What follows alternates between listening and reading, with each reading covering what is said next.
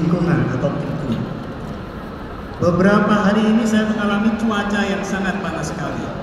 Kalau kita bayangkan, cuaca panas ini ada yang mengatakan bahwa sudah terjadi talentanya sendiri sehingga mereka mencintai pekerjaannya. Kurang ngerti itu sorak-sorai nyorai aku menyorai sopo.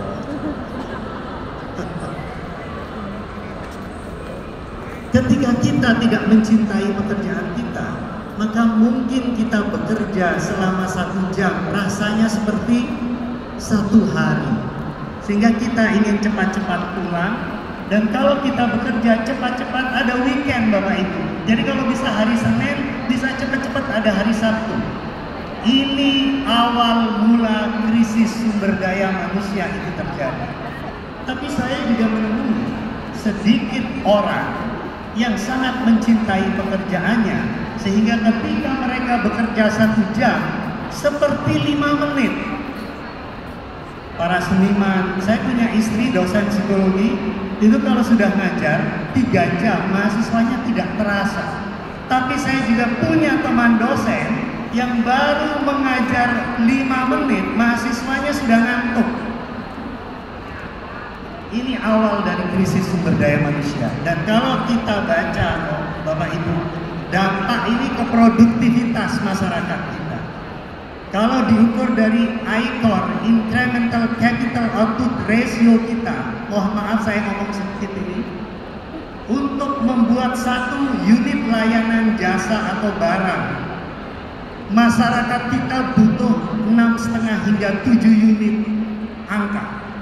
Di Vietnam Bapak Ibu, untuk menciptakan 1 unit itu hanya butuh 3,5 hingga 4 unit. Sehingga kalau investor itu mau datang ke Vietnam atau Indonesia, kira-kira milih yang mana? Milih yang paling pandang gurunya lama, cara bertindak gurunya lama, cara merasa gurunya lama, maka budaya pendidikan kita akan terjebak pada cara-cara yang lama. Maka Vietnam memilih fokus untuk mengembangkan profesi dan martabat guru-gurunya. Ini beda nada ya. Yang satu seolah-olah program itu akan menciptakan kualitas, yang satu manusianya dulu sehingga bisa menciptakan keluar dari persoalan ini, dari persoalan keterjabakan masyarakat prismatik. Sayangnya budaya pendidikan kita masih terjebak pada ini. Saya tidak mengatakan program, budaya pendidikan. Ada 3 kodrat dasar yang dimiliki oleh manusia sehingga mereka bisa berkembang secara besar. Yang sayangnya budaya pendidikan kita terkadang malah bertentangan dengan kodrat dasar ini. Kodrat dasar yang pertama, bahwa manusia itu dilahirkan dengan berbeda dan beragam. Masyarakat kita itu terdiri dari keberagaman dan perbedaan talenta dan profesinya. Ada insinyur, ada dokter, guru dan guru. Guru itu gelap, ruh itu penerang. Jadi guru itu maksudnya adalah penerang kegelapan. Kegelapan dalam arti ini adalah kebodohan, kemiskinan, ketertindasan, ketidakadilan, itu adalah kegelapan. Seperti perannya para nabi-nabi. Sekarang bayangkan Bapak Ibu, kalau menerangi kegelapan, kalau saya menyinari guru langsung ke arah mata muridnya, kira-kira silau atau terang? Saya itu disorot di Lampung ini. Saya merasa silau, nggak melihat apa-apa. Terang, tetapi nggak melihat apa-apa. Esensinya nggak melihat apa-apa. Jadi kalau guru itu tiap hari tugasnya hanya mengisi pengetahuan, menyampaikan materi, jangan-jangan anak kita justru cemas dan silau, bukan mengalami penerangan, keindahan, keinginan, kreativitas. Maka tugas guru itu sebenarnya sudah diajarkan di kitab suci. Ada 3 tugas guru. Yang satu adalah menginspirasi.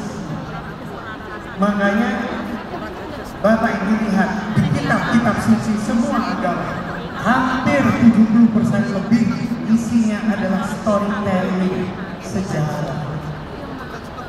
Karena dengan sejarah setiap orang yang membacanya akan bisa memaknai dan merefleksi dalam diri. Oh, saya mau nggak ya jadi orang seperti ini, atau saya jadi seperti ini. Karena tugas guru datang itu menjadi role model. Kalau Bapak Ibu guru anaknya ingin belajar dan membaca, maka yang pertama kali dilakukan oleh guru adalah membaca pertama kali di depan murid-muridnya. Tidak menyuruh, tapi membaca. Nabi Allah itu tidak mungkin bisa mengajak umatnya kalau dia tidak menjadi suri tauladan bagi umat. Tugas yang kedua guru adalah memberi ruang keberanian, kepercayaan bagi muridnya untuk terus mau belajar, menerima, mencapai pencapaian engine of achievement dari Kristus. Dan tugas yang ketiga bagi guru adalah membangun mimpi dan imajinasi. Karena yang namanya growth mindset atau disiplin yang kuat untuk jangka panjang itu hanya terjadi jika anak-anaknya menemukan talentanya, passionnya, dan tujuan moral hidupnya, maka dia akan menjadi versi terbaik. Ketika gurunya dan muridnya punya tujuan moral di dalam mengajar dan belajar, maka dia akan disiplin dengan dirinya. Maka ciri sekolah menyenangkan itu, cirinya adalah berdisiplin tanpa harus ditakut-takuti, belajar tanpa harus dipaksa, berprestasi tanpa harus merasa tertekan. Saya akan tutup apa yang saya sampaikan. Saya senang dengan judulnya adalah pembelajaran yang berpusat pada siswa atau pendidikan pembelajaran yang memanusiakan siswa. Ada gium yang mengatakan demikian.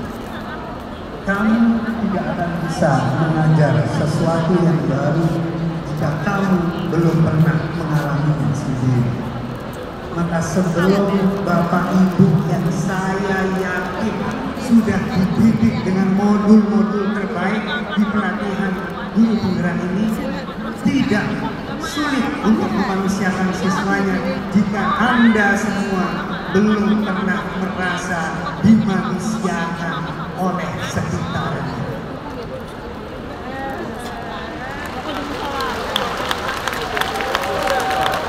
Ciri dimanusiakan itu adalah bahagia jiwamu, dan ciri orang yang bahagia jiwanya itu dia akan selalu mau menolong orang lain. Ciri guru yang bahagia ketika melihat muridnya itu menderita, dia resah. Makanya di Finlandia itu nggak ada kurikulum, karena kurikulum itu siapa? Guru itu sendirilah sang kurikulum. Dan saya percaya itu. Saya selalu ngomong tadi sempat ke Pak Kepala Dinas Wonosobo dan Mbak Najwa. Kurikulum itu bagus. Ya. Tapi yang paling utama adalah gurunya untuk membangun budaya pendidikan yang ilmiah. Dan untuk melakukan itu ada pesan dari Abraham Lincoln.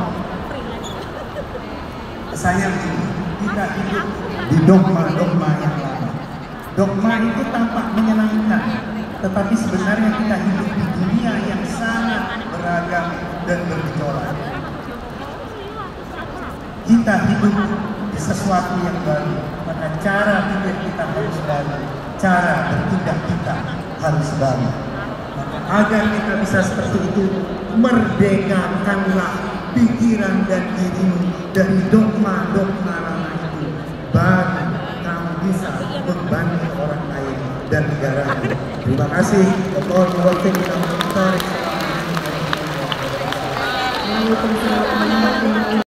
Paling orang yang merasa bahagia itu ketika orang di bisa menggunakan kekuatan dan kelebihannya itu untuk membantu orang lain.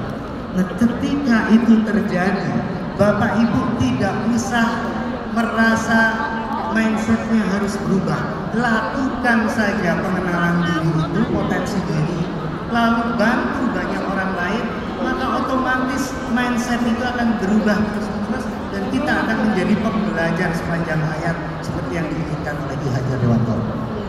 Sekecil apapun perubahan harus kita lakukan ya Pak. Sesederhana itu, sesederhana dan gampang.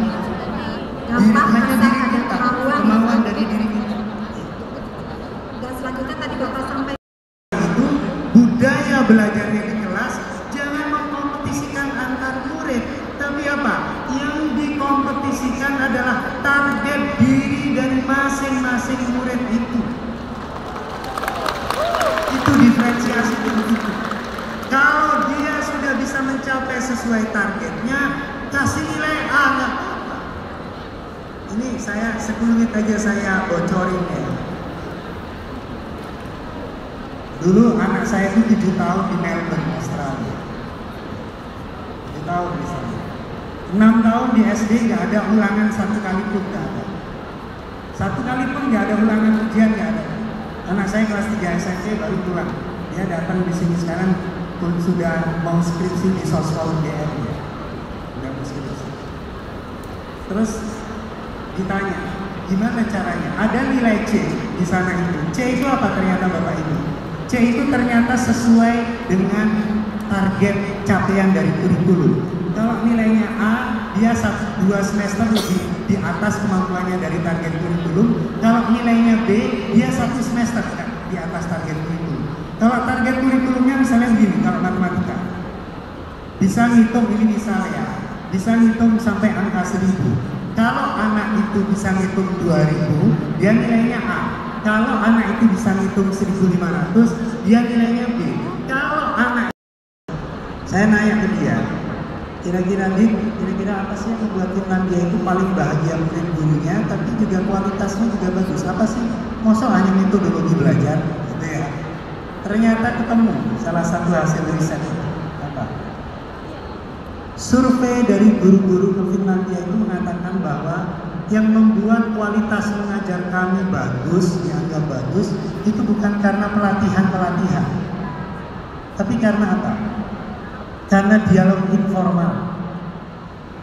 Jadi setiap minggu sebelum kami mengajar, kami dialog antar guru untuk menukarkan pengalaman, praktek, nilai-nilai yang terjadi antara kami dan murid kami. Itu sudah beda itu Mas, memang beda artinya. Dengan dialog itu saya yang tadinya tidak tahu bisa belajar praktek atau nilai-nilai dari guru-guru saya yang lain itu. Saya jadi merasa kaya, ada banyak alternatif solusi. Nah ketika itu yang terjadi apa Bapak Ibu? Lalu ditanya lagi di survei itu, apa yang terjadi ketika terjadi dialog informal? Harkat marwah martabat guru-guru di Finlandia itu merasa meningkat. Kenapa? Karena dia bisa menciptakan murid yang bahagia dan menjadi pembelajar. Jadi yang membuat cinta terhadap itu memang harkat martabatnya itu terbangun.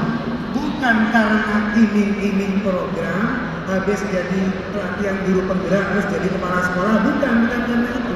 Wirapopo itu hadiahnya Wirapopo. Nah itu nggak cukup, tetapi membangun internalisasi untuk membangun harkat marwahnya sendiri melalui dialog informal. Jadi saya sarankan kalau di GSM itu yang dilakukan, ini ada Pak Ali, Pak Rianto, ini para guru penggerak, bukan guru penggerak dia. Mereka ini bukan guru penggerak itu. Coba berdiri tuh Pak Ali sama Pak itu.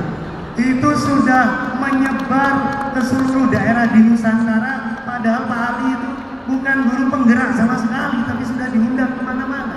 Kenapa? Karena dia menemukan tujuan orang hidupnya itu. Dia ingin membagikan pengetahuan dan pengalamannya itu kepada sebanyak mungkin guru. Susah nggak? Nggak gampang. Ini ya tipsnya ya. Pak Ali, Pak Rianto itu sering menyebarkan pengalaman mengajarnya di komunitas grup, WA grup guru-guru GSM yang sudah, saya nggak tahu, katanya di Jawa Tengah aja sudah ada 16 kabupaten, saya nggak tahu malah.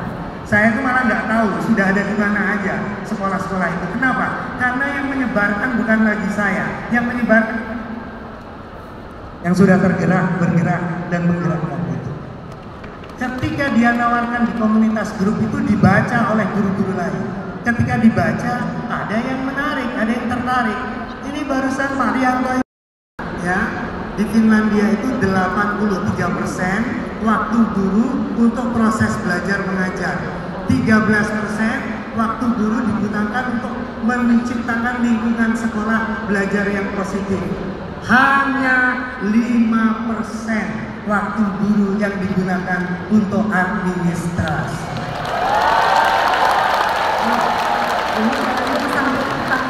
Ini PR. Saya tidak apa-apa, ini ngajak. Kita mau berpikir sama enggak?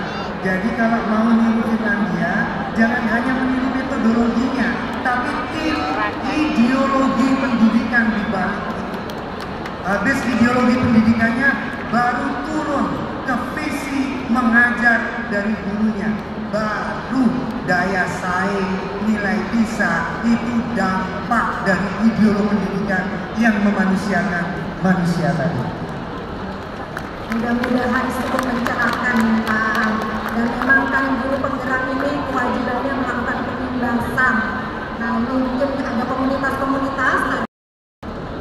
Ada sebuah daerah yang disebut dengan lembah kematian.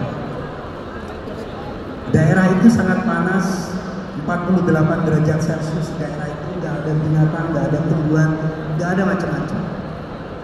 Tiba-tiba suatu hari ada hujan yang sangat lebat di daerah itu. 6 bulan kemudian daerah itu diselimuti oleh bunga-bunga warna-warni yang sangat indah. Ternyata daerah itu tidak mati, dia hanya tidur sebentar. Di balik bebatuan dan tanahnya itu banyak benih-benih kemungkinan yang siap muncul dan hidup ketika diberi kondisi, cuaca, ekosistem, dan lingkungan yang tepat. Setiap hari anak-anak kita bermimpi agar diberi lingkungan, cuaca yang tepat agar potensinya yang unik ini bisa berkembang dengan mulia. Setiap hari mungkin sekolah-sekolah kita sudah dianggap mati oleh orang tua, kepala dinasnya, menterinya, atau yang lain. Tapi kalau hadir guru-guru yang mencintai anak-anak di sekolah yang mati itu, ada guru-guru yang memanusiakan kodrat manusia yang ada di sekolah itu, maka sekolah-sekolah yang dianggap mati itu akan menjadi sekolah yang dicintai oleh orang-orang di sekitarnya. Saya doakan mudah-mudahan 6.000 guru penggerak ini akan menjadi guru-guru yang mencintai murid-muridnya. Terima kasih. Allahumma waffiq ila aqwamit thoriq. Assalamualaikum warahmatullahi wabarakatuh. Waalaikumsalam.